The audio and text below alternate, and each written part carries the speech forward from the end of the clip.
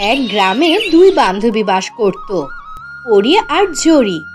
ছোটবেলা থেকে তাদের দুজনের মধ্যে ছিল ভীষণ মিল। ধীরে ধীরে তারা বড় হতে থাকে আর তাদের জীবনে অনেক পরিবর্তন হতে থাকে। পরির বাবা শহরের অনেক বড় ব্যবসায়ী ছিল, এই কারণে তারা অনেক বড় লোক ছিল। অপরদিকে জরি ছিল অনেক গরিব। পরিবারে সে তার মায়ের সাথে ছোট্ট একটা ঘরে থাকতো। একদিন দুই বান্ধবীর বিয়ে ঠিক হয়ে গিয়েছিল। তারা দুইজন তখন ভীষণ খুশি হয়েছিল। পরিদের বাড়িতে বিয়ের আয়োজন অনেক ধুমধাম করে চলতে থাকে।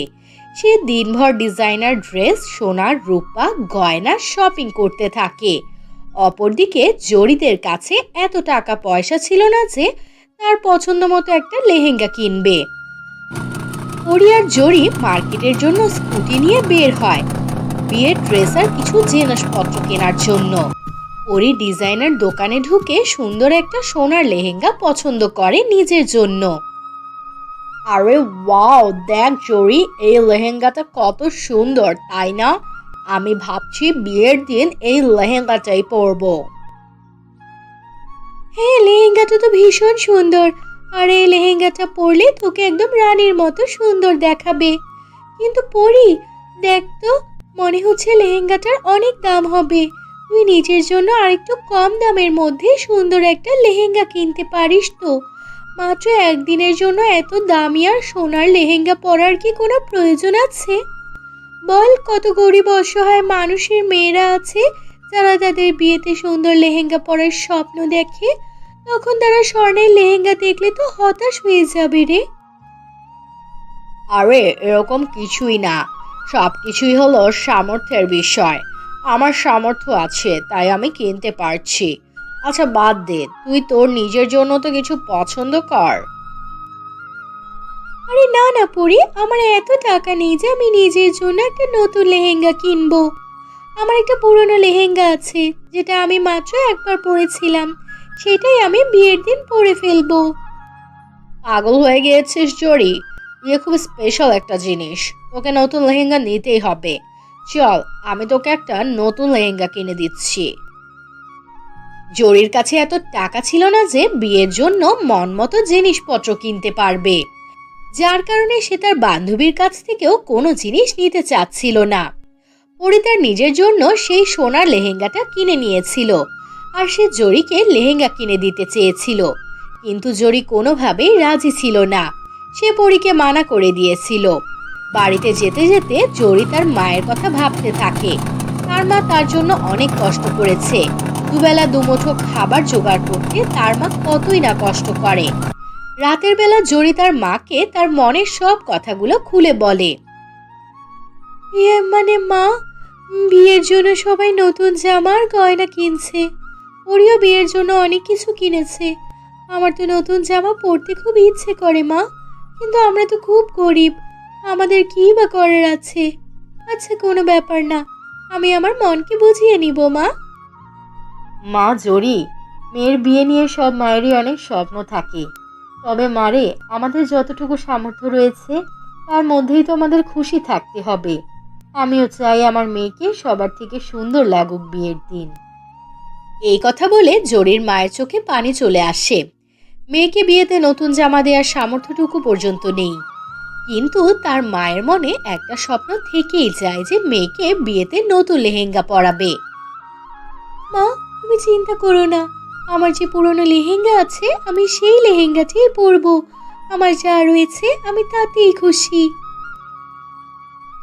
এই কথা শোনার পরে জরির মা জরিকে জড়িয়ে ধরে। তারপর দুই মা মেয়ে মিলে চোখের পানিতে নিজেদের কষ্টগুলোকে ভাসিয়ে দেয়। পরদিন সকালে জরির মা বাগানের ঘাসগুলোকে পানি দিচ্ছিল। যখনই পানি ঘাসের উপর পড়ে, ঘাসগুলো সজীব হয়ে ওঠে আর ঘাসগুলো চকমক করছিল। পানির ফোঁটাগুলো এমনভাবে জ্বলজ্বল করছিল যা দেখতে হীরার মতো মনে হচ্ছিল। তখন হঠাৎ করে তার মাথায় একটা বুদ্ধি আসে। সে মনে মনে ভাবতে থাকে, আমি তো ঘাসের একটা লেহেঙ্গা বানাতে পারি।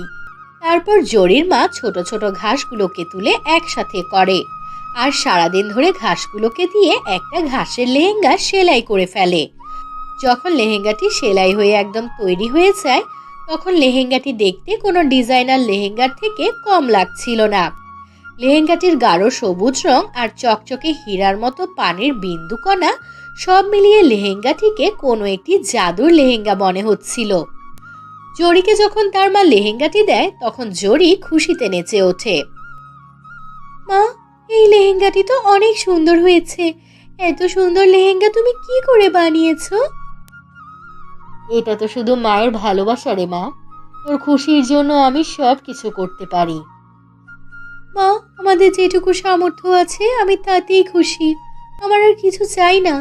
মা, তুমি আমাকে যা দিয়েছো তা আমার কাছে পৃথিবীর সব থেকে দামি উপহার।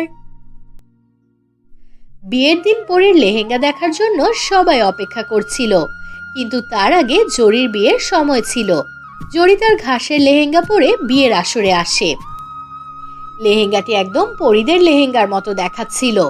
সুন্দর আলোয় ঝলমলে হলের সবাই তার লেহেঙ্গার সৌন্দর্য আর তার এত সৃজনশীলতা দেখে অবাক হয়ে তাকিয়ে থাকে। আরে জরি, তোকে তো দেখতে একদম রানের মতো লাগছে। এই লেহেঙ্গাটি তো স্বর্ণের লেহেঙ্গার থেকেও বেশি সুন্দর লাগছে। পরি, এটা তো আমার মায়ের ভালোবাসা আর তার স্নেহের ছোঁয়া মাত্র, যা এই লেহেঙ্গায় ঝলমল করছে। সব মেহমান জরির লেহেঙ্গার অনেক প্রশংসা করে আর লোকজন সে ঘাসের লেহেঙ্গার কথা জিজ্ঞাসা করতে থাকে। তার মায়ের কাছে এই ঘাসের লেহেঙ্গা বানানোর জন্য প্রচুর অর্ডার আসতে থাকে আর এভাবেই ঘাসের লেহেঙ্গা গ্রামে বিখ্যাত হতে থাকে। অপরদিকে পরি হতাশা আর লজ্জা নিয়ে তার স্বর্ণের লেহেঙ্গার দিকে দেখে। স্বর্ণের লেহেঙ্গা শুধু বাইরে থেকেই ঝলমল করছিল। জরির লেহেঙ্গার ভেতরে যে ভালোবাসা লুকিয়েছিল তা কোনো দামি লেহেঙ্গার ভেতরে ছিল না, কারণ বিয়ের কোনো কেনাকাটাই তার মা বাবার সাথে ছিল না। একদিন পরি তার স্বর্ণের লেহেঙ্গাটি বিক্রি করে দেয় আর সেই টাকাগুলো গরিব অসহায় মানুষের মাঝে বিলিয়ে দেয়। সে তার নিজের জন্য জরির মায়ের কাছ থেকে একটি লেহেঙ্গা বানিয়ে নিয়ে আসে। জরির মা অনেক যত্ন আর ভালোবাসা দিয়ে সেই লেহেঙ্গাটি তাকে বানিয়ে দেয়। বিয়ের দিন পরি সেই লেহেঙ্গাই পরে। তাকেও কোনো পরীর থেকে কম সুন্দর লাগছিল না। জরি, তুই আমাকে শিখিয়েছিস সত্যিকারের ভালোবাসা কোনো টাকা পয়সায় না, আপনজনের ভালোবাসা ও স্নেহ থেকে পাওয়া যায়। তোর এই লেহেঙ্গা আমাকে শিখিয়েছে জীবনের সত্যিকারের অর্থ। পরি, কখনো কখনো খুব সামান্য জিনিসে আমরা সব থেকে বড় খুশি পেয়ে যাই। তুই যে গরিব মেয়েদের বিয়ের জন্য সাহায্য করেছিস তারা সারা জীবন মনে রাখবে আর তোর জন্য সব সময় দোয়া করবে। দুই বান্ধবী একে অপরকে জড়িয়ে ধরে আর এভাবেই তারা ঘাসের লেহেঙ্গার সাহায্যে গ্রামে অনেক পরিচিতি লাভ করে। গ্রামের লোকজন জরির মায়ের কাছে লেহেঙ্গা বানাতে থাকে আর তাদের কাছেও টাকা আসে। এখন জরিও তার মায়ের কাছে অনেক টাকা থাকে আর সেই সাথে তাদের অনেক সম্মানও বেড়ে যায়। তাদের সেই টাকা দিয়ে জরির মা তার জন্য স্বর্ণের গয়না আর অনেক সুন্দর সুন্দর ড্রেস কিনে দেয়। এভাবেই সুখে শান্তিতে তারা জীবন পার করতে থাকে। গ্রামের লোকজন জরিও তার মায়ের উপর গর্ববোধ করে। মুরব্বীরা তাদের ছোট ছোট বাচ্চাদের ঘাসের লেহেঙ্গার গল্প শোনাতে থাকে। এই কাহিনী থেকে আমরা এটা শিখতে পারলাম যে সত্যিকারের খুশি দামি দামি গহনা ও টাকা পয়সার মধ্যে না, আপনজনদের সাথে একসাথে মিলেমিশে থাকা আর ভালোবাসার মধ্যেই পাওয়া যায়। আমাদের কাছে যা রয়েছে তার মধ্যেই খুশি খুঁজে পেতে হবে।